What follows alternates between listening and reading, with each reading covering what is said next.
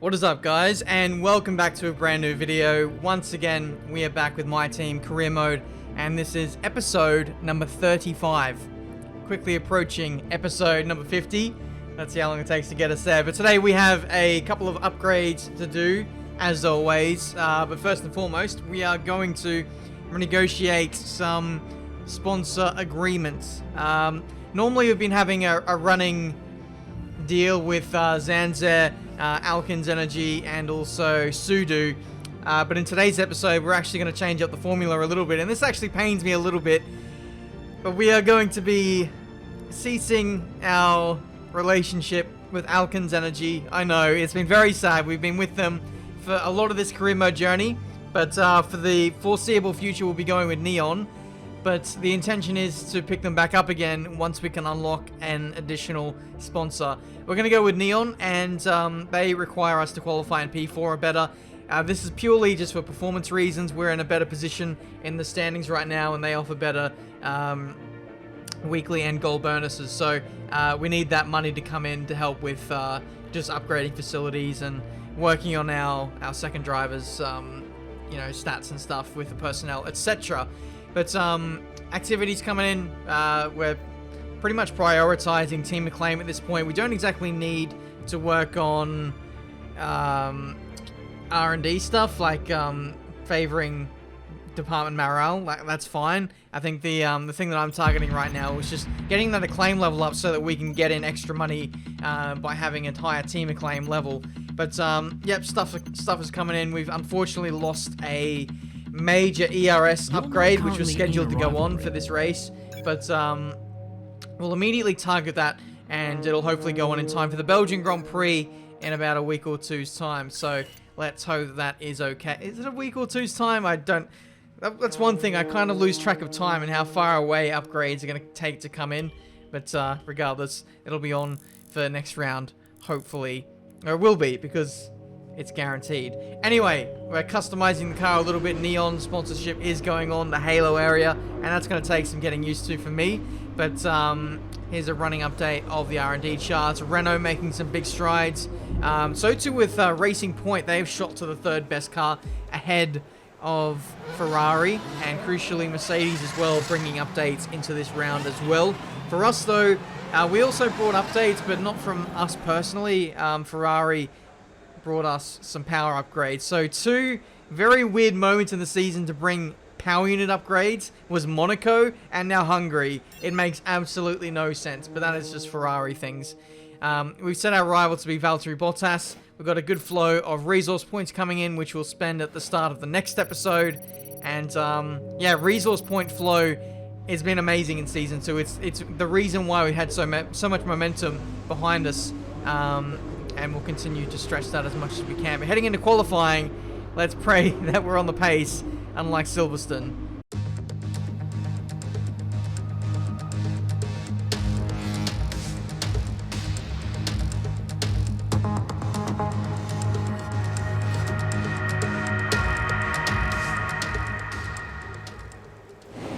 Okay, bear with us a few minutes. We're losing hydraulic pressure. There's a leak somewhere in the system.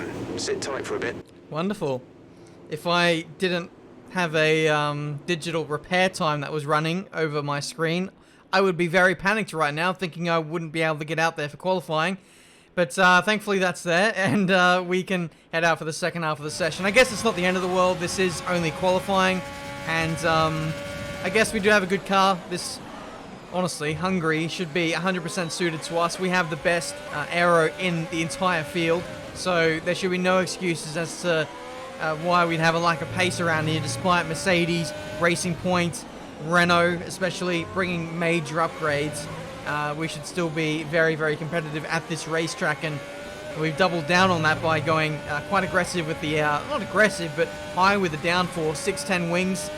This is all in an effort to have a pacey boy over one lap, and hopefully we won't have any cars to really worry about overtaking. That will be the aim, at least for my side of the garage anyway. But Q1 is not exactly going to plan. We've had a bit of a interrupted run so far. My first lap that I set wasn't great, and now this second lap we're getting interrupted by Matsushita, but thankfully As you guys can't see it yet, but we did make it through to the next session, thank God. We ended up in P16, I think, and only just squeezing through to the next session by a matter of, 2/10. That's a pretty big margin. Lance Stroll, very disappointing effort from him there.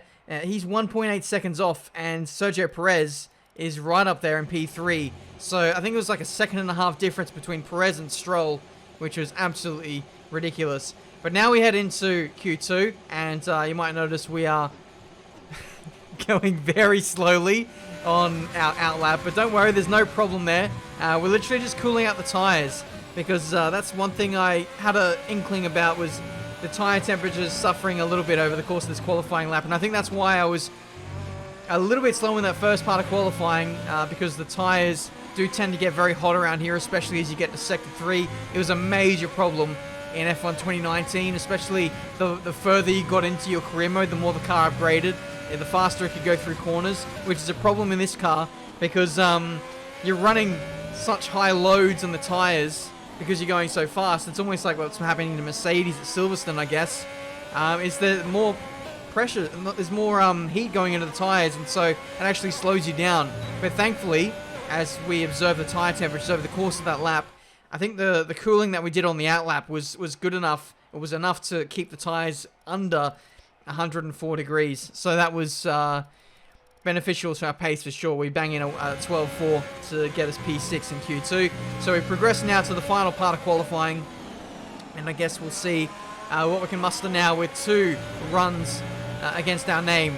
We've only managed so far by doing 1 run in each session. This time we'll be able to focus a lot more intently on getting the most out of the car. So first run is done. We matched what we did in Q2. We did a 12.4. We've matched it by doing another 12.4, and we're going to do a little bit more tire managing right at the death here in Q3. Right as the track should ramp up with grip and rubber, and we should be able to bang in something that's maybe a few tenths better than what we ran previously.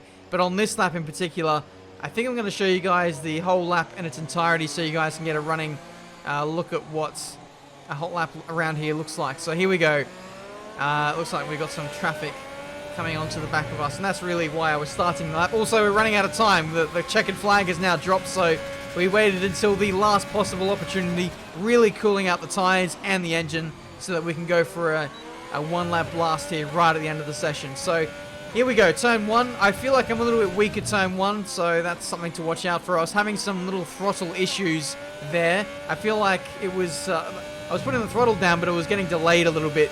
And then once I finally did get full power, it was all coming on at once, and there was a bit of wheel spin. I think it was a problem I was having at Monaco recently, which is a bit disappointing.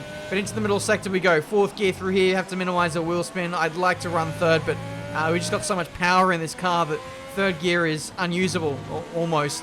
But anyway, we're up by half a tenth as we approach the 3rd sector now, and this is where I'd imagine we'll gain most of our time back, as we now climb to just over a tenth up as we approach the final sector now. Really nice rotation through there. Using higher gears, I guess, is better. I think in the race we'll be using 4th gear to protect the rear tires a little bit through to the final corner. Normally this corner is riddled with understeer, but not in this car. It's an absolute breeze. Across the line, we improved by 3 tenths to bang in a 12.1. Crucially, George Russell never improved from his banker lap that he set at the start of the session, so he stays in P6. He showcased a lot of pace in the first 2 parts of qualifying. I believe he was in the 11s in Q2 maybe. So very disappointing showing there from George, especially at a track where this should be the best car for us, like the best track for us. Downforce is everything here, and we're kind of nowhere. P4 and P6 or P7 for George. Very, very disheartening. But as always, we have a better race car than qualifying car. However, it's very, very hard to overtake here. You might have remembered to Season 1, it was nigh on impossible to overtake our competitors, so we're going to have to get over these guys with strategy. Welcome to Budapest once again for another round of the Formula One World Championship. Historically a good race for first victories, with Button, Hill, Alonso and Heikki Kovalainen all reaching the top step of the podium for the first time here. Now, Anthony Davidson, I wonder, might we be in for some early pit stops today from the midfield teams, all trying to put some pressure on or disrupting things for the leaders up front? If you're in the middle of the pack, you know, you've got your own race to run. I don't think they're going to be thinking about causing trouble up front. However, closer to the head of the pack, don't be surprised to see some split strategies. If you're running second and third, for example, bringing one car in for an undercut while leaving the other one out there longer can put a lot of pressure on the leader and maybe force them into an error. We just missed out on points last race, so let's see if we can bring some home today. Thank you, Jeff. I'll do my best to do so. Looks like the conditions will probably be favourable for us as well today.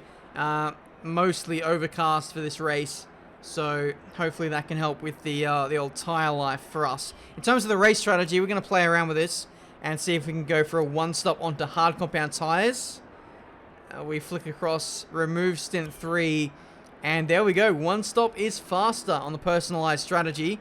So good thing we did that. It's even more beneficial because we can get onto those hard compound tyres, get track position early, and then really just park the bus and defend until the end. That's going to be the aim. Hopefully it's for the win. Let's hope that no one else clocks onto that strategy and we can take an easy 25 points and peace out. 5 red lights and away we go. We're not going to get ahead of ourselves. There's still a race to contest. So let's see how we go from the outset.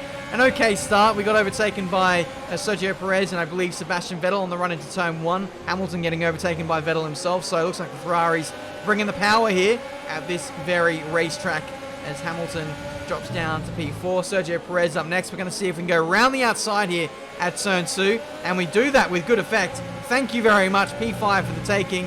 However, we need to put it back up into overtake to defend from Perez, who's going round the outside at turn 4. But we just about fend him off and hold on to P5 and 10 points, crucially, in this Grand Prix. So, obviously, we want to be moving forward. We need to be challenging the likes of Valtteri Bottas, Lewis Hamilton, who are the gatekeepers of the constructors right now and the drivers, essentially.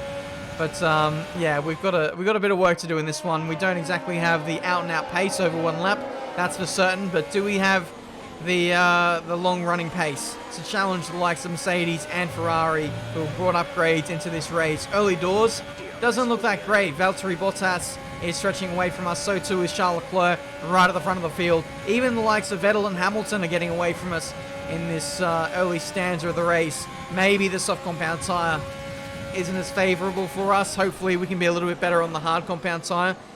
But I guess we'll just have to wait and see. One little trend I don't think I've really talked about too much on this game is at the start of races, we tend to get better as the race goes on, as the fuel load comes off and the energy going through the tyre becomes a little bit less. We tend to become a little bit more of a factor, and I hope that that's a bit more of a consideration for us today as we see early stops here for George Russell and also Lewis Hamilton, I believe. Russell going on to the medium, so that confirms he's doing a 2-stop today. And unfortunately, when you do that, you leave yourself at the mercy of all the midfield runners who start on the mediums or, dare I say, the hards if you're very unlucky. But you can see Hamilton having to contest with like George Russell. He's not there anymore. He's in my team. Who was that? That was Matsushita, I think. That was Hamilton battling away with. We're going to respond on the very next lap, and we'll see if we can have any response to our teammate George Russell, who had the 1-lap undercut on us. I guess even if Russell gets in front of us, it's not the end of the world, because that releases Russell to attack those in front of me, and then I can just chill behind him on hards and then go from there. But I really hope that we don't emerge in some heavy traffic here. Good stuff from the boys. 2-second stop, rejoining on the circuit. It will be close between myself and George Russell, who is in fact in some traffic. But that's how it looks for the guys up front. That is Vettel and Bottas going on to hard compound tyres. Crucially for Charles Leclerc, he's gone on to soft compound tyres. So he's doing a George Russell strategy from a few episodes ago, and he's going to see if he can bolt clear of everyone else and then charge through at the end on a better compounded tyre. But for us though, we have emerged behind our teammate George Russell and behind a lot of slower cars, that being the 2 Haas's and the 2 Williams, unfortunately. So, oh dear. Let's hope that George has the pace to cut through these guys. We know that we struggled up against the Alfa Romeo last week, but let's hope that we've got something against these guys on a track which is favorable for us. Trying to take a weird outside flowing line so that we can get a better punchy run into turn 2. We're not exactly close enough to do anything about it though. We're going to take that same mantra into turn 2 and see if we can do the under and over on Nicholas Latifi, put it up into overtake. And look at the momentum it's given us on a fresher compounded tyre. We do have the inside here, and thankfully Latifi backs out there and gives us the position. P14 for us now, just a few more cars to negotiate, and then we can start to make inroads on the likes of Bottas and Hamilton as well. But we're not really in a race with Hamilton and Russell either in this race anymore. They're doing a 2-stop, and effectively we've already beaten them because of the tyre strategy that they've chosen. The two guys that we're really focused on in this Grand Prix now is Bottas and Vettel, who are also on the hards to the end of the race, I'm assuming. Charles Leclerc might be a consideration as well, given that he's so far up the road relative to the rest of us. You can see Russell having a go at Schumacher. We're going to see if we can get Schumacher maybe into turn 2 if we're lucky. Open the DRS, put it up in a rich fuel mixture. And he doesn't go defensive here. I would have preferred if he went defensive because we'd go around the outside. We're going to do that anyway with a better car, better tyres, better everything. And we say sayonara to our former teammate and soar into P13. So it's just going to be a bit messy in this mid-stage of the Grand Prix as we negotiate everyone who hasn't stopped yet. Here goes Russell on Matsushita. We might follow him through up the inside into turn 1 actually and get the job done. So now we've got a bit of clear air until we catch up to Nick de Vries, who's about 3 seconds up the road. Here's a replay. That's not a replay. Yes, it is a replay of the overtake on the Williams driver. I thought for a second there we fast forwarded to like a lap or two later where Russell was catching up to de Vries, but that is in fact not the case. It's a good move nonetheless. Good to see that we can actually overtake around this circuit, albeit on cars that are maybe circa a second and a half slower than us at this point in the Grand Prix. Mick Schumacher is out. Unlucky 13, that being lap 13 for Mick. No, he didn't even make it to that, unfortunately. But he is out regardless. No safety car needed at this stage. He's pulled up in between the penultimate and the last corner there. So it looks like the stewards will be out with the stewards. The stewards don't... Oh my goodness, this commentary is really turning to poo. One thing that isn't, though, is our race as we get up the inside of de Vries.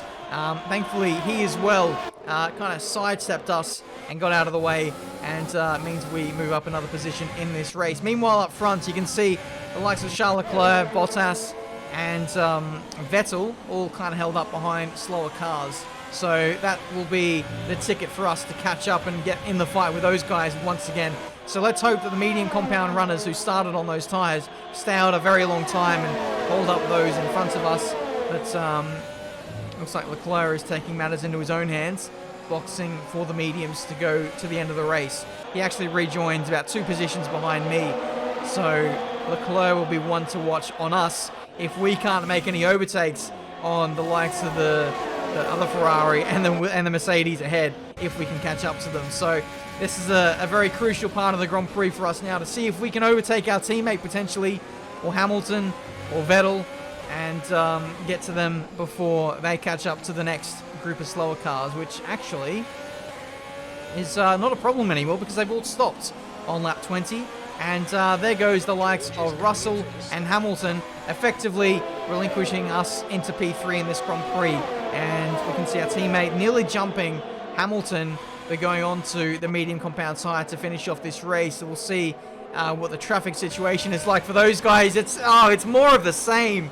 So unfortunately for Hamilton and Russell, they spent so much of this middle stint just stuck behind traffic. They had a couple of laps there in clear air, but they've only just gone and pitted themselves into more traffic again. That's poor management from our team. I really wish I could control Russell's race strategies and put him on the same strategies as me, because he'd have so many more points than what I would, than what he has currently in this championship. He could be doing so much better if he just thought things through a little bit more. But again, he has to work his way through traffic, and I wonder if he's even going to get points today. I hope for his sake he can. Just looking at the mini-map, I think he's on the edge of the top 10 at the moment, so it's not all doom and gloom. Let's hope that he can overtake in that car. But that is horrible. Anyway, back to more pressing matters and more positive news. For us, though, we're in P3, so we're going to meet we're going to meet our major sponsor goal there from Zanzibar, so that's nice if we can hold on for now. Leclerc is catching, but more crucially, we are catching Sebastian Vettel. Something I've started to do over the last few laps is actually start to look after the tyres, so in traction zones, I've been running higher gears, and that's just to look after the rear tyres, and so it'll put me in a position, maybe now, where we can actually attack Sebastian Vettel and have better tyres, so let's go for a dive here. Yes, we can actually make it. Turn 1, it is done. We are up the inside of Sebastian Vettel and into P2. Now, this to you guys might have come as a bit of a surprise and came out of nowhere, but I've been planning this move for at least like 5 or 6 laps. And to finally get it done, at the first opportunity there where we really tried to get in front of him, that was very, very satisfying, and why you saw me weaving the wheel there, because now it actually gives me a chance at attacking Valtteri Bottas for the victory of this Hungarian Grand Prix. This race has been such a grind. At the start of the race, we were kind of nowhere. We couldn't really keep touch with the race leaders, and now we are on the hard compound tyre. We are comfortable in this Grand Prix. The pace has come alive. The more that this race has gone into it more deeply, the better we've got. It's been incredible. Now, we are potentially the fastest car in the field if you exclude Charles Leclerc or the 2 stoppers. At least, pound for pound, we're the fastest car. So that's really encouraging to see. We are continuing to chip away at Bottas's lead, but I just wonder if we've got enough time in this Grand Prix to have an all-out attack on him. We might only get 1 or 2 laps, so we need to keep pushing. The gap is still only 2 seconds, so I'm not making the inroads that I'd like to. But one thing that we are doing is we are getting faster and lowering that personal best each lap. The fastest lap at this point in time is a 1 minute 15.3. 15.3 from Charles Leclerc. I'm just inquiring to see whether it's worth going for a fastest lap on the penultimate or even the last lap, just seeing if I can save up a bit of fuel and ERS and really attack, because with each passing lap we burn off fuel load, but we gain pace because the amount of fuel we burn off is it negates the amount of tyre wear we're getting, because we're just getting faster as the race goes on. Essentially, we come across the line and we do a 15.8, so that is by far our personal best of the race. Still 5/10 away from the fastest lap of the race.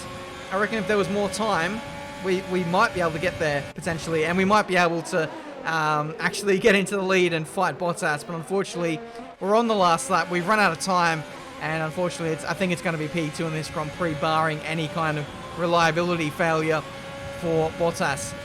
But meanwhile, the clips you saw there, that was the Ferrari switching around, Leclerc getting into the podium positions, Vettel dropping to P4, and we saw on board with Russell, he's at the edge of the top 10, trying to put pressure on Hamilton, unfortunately unable to make any inroads on the Mercedes. But for us, we were looking pretty down and out in the first stint. We've done very well to claw ourselves out of this hole that we were in at the start of the Grand Prix. We could have been on a 2-stop. We could have been buried in traffic and nowhere with no points, essentially, like our teammate George Russell. But we decided to switch to the 1-stop. And oh my goodness, has that made such a big difference to our race. P2 in this Hungarian Grand Prix. Crucially, not far away from Bottas. Okay, good job, mate. Really well done. That was a fantastic drive. There'll be smiles back at the factory after that one. A great race and a real team performance to take victory here in Hungary.